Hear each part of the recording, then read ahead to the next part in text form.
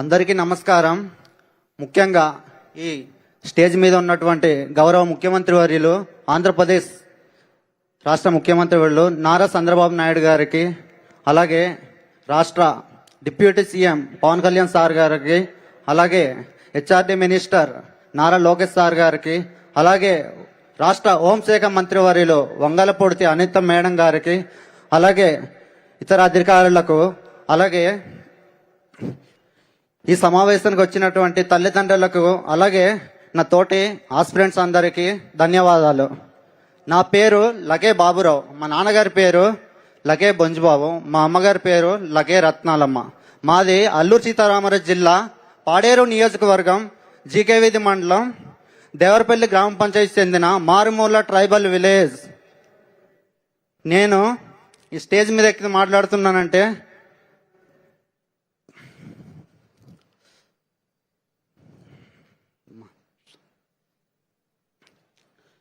Nervous కావద్దండి, ఒకసారి గట్టిగా చెప్పండి ప్లీజ్. ఈ స్టేజ్ మీద ఉన్నటువంటి సీఎం గారు, అలాగే డిప్యూటీ సీఎం గారు, అలాగే హోంశాఖ మంత్రి వర్యులు దయవలన. ఎందువలన అంటే ఎప్పుడో అర్ధంతంగా ఆగిపోయిన ఈ నోటిఫికేషన్ని ఫుల్ఫిల్ చేసి మాకు ఒక ఉత్సాహాన్ని పొందించి మా జీవితాలకి వెలుగులు నింపిన సీఎం సార్కి, అలాగే డిప్యూటీ సీఎం సార్కి, అలాగే హోంశాఖ మంత్రి వాళ్ళకి నా హృదయపూర్వక ధన్యవాదాలు తెలియజేస్తున్నాను.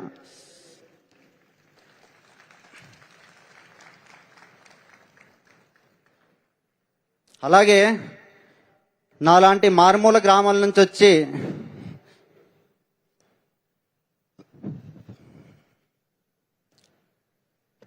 ఏం కంగారు పడక్కర్లేదు నాన్న. 4 లక్షల మందిలో నువ్వు సెలెక్ట్ అయ్యావు. సో ఏం పర్లేదు. సీఎం గారికి, డిప్యూటీ సీఎం గారికి, హోమ్ మినిస్టర్ గారికి థ్యాంక్స్ చెప్పు. నువ్వేం కంగారు పడక్కర్లేదు. విధి నిర్వహణలో అద్భుతంగా పనిచేయి. ఓకేనా? Thank you. ఓకే, ఒకసారి గట్టిగా చెప్పండి. Thank you. కంగ్రాచులేషన్స్ బాబు. ఆగమ్మా.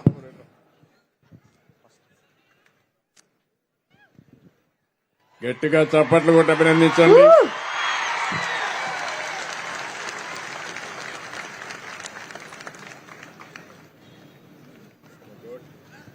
మీరు చూస్తే బాగా చదువుకున్నాడు, బిఈ చేశాడు, బీటెక్ చేశాడు.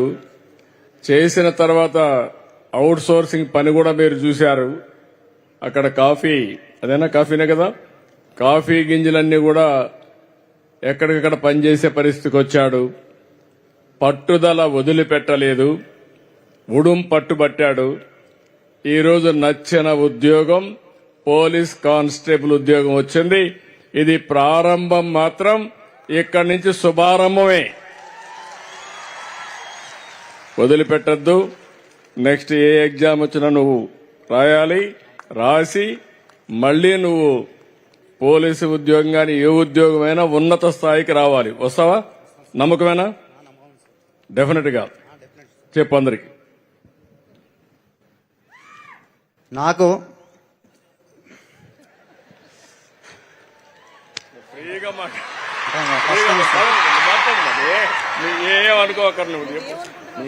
ఇప్పుడు ఎంతో కష్టపడి కానిస్టేబుల్ సాధిస్తాను. త్వరలో ఇంకా పెద్ద ఉద్యోగం సాధించి ఇదే స్టేజ్ మీద చెప్పది నీ అంతిమ గోల్ చెప్పు.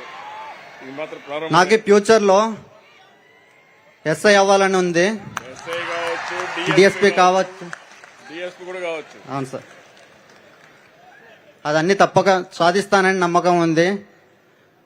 నాకు ఇంతటి ప్రోత్సహిస్తున్నటువంటి డిప్యూటీ సీఎం పవన్ కళ్యాణ్ గారికి, అలాగే రాష్ట్ర సీఎం నారా చంద్రబాబు నాయుడు గారికి, అలాగే హోంశాఖ మంత్రి వాళ్ళ అనిత గారికి నమస్కారం తెలుస్తూ ముగిస్తున్నాను. బాబురావుకి ఒక టార్గెట్ ఇస్తున్నా. SI, DSP, SP all India లెవెల్లో. ఎందుకంటే ఆయన శక్తి ఆయనకి తెలియదు, హనుమంతుడి శక్తి ఆయనకి తెలియదు. నాకు తెలుసు.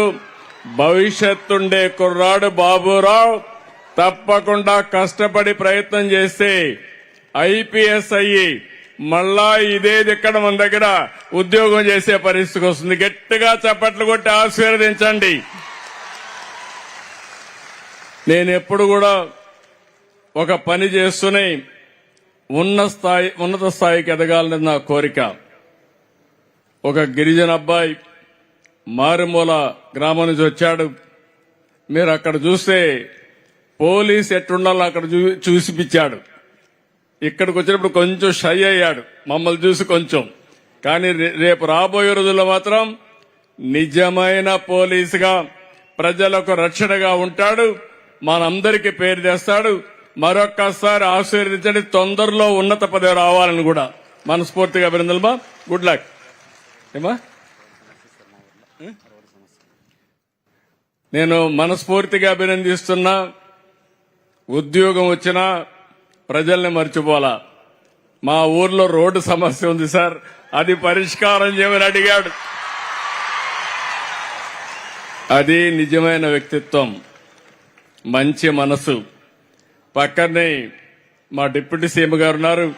డిప్యూటీ సీఎం గారు మీ బాధ్యత ఆ రోడ్డు వేయించే బాధ్యత. ఆయన కూడా గిరిజన గ్రామాలన్నిటి కనెక్టివిటీ ఇవ్వాలనుకుంటున్నారు. తప్పకుండా మొదటి కోరిక కింద బాబురావు గ్రామానికి రోడ్డు వేయించే బాధ్యత డిప్యూటీ సీఎం గారు తీసుకుంటారని విజ్ఞప్తి చేస్తున్నా. Thank you.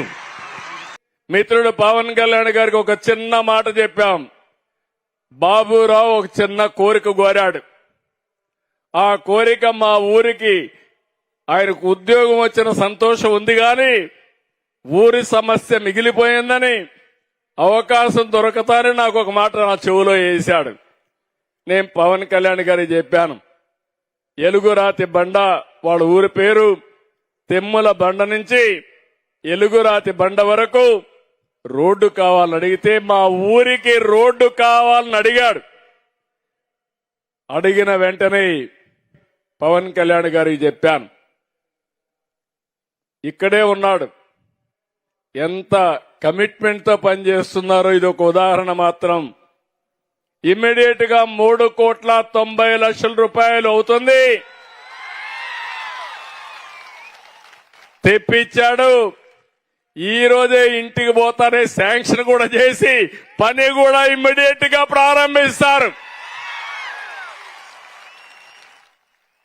ఇది కూటమి ప్రభుత్వం యొక్క కమిట్మెంట్ అని అడుగుతున్నా.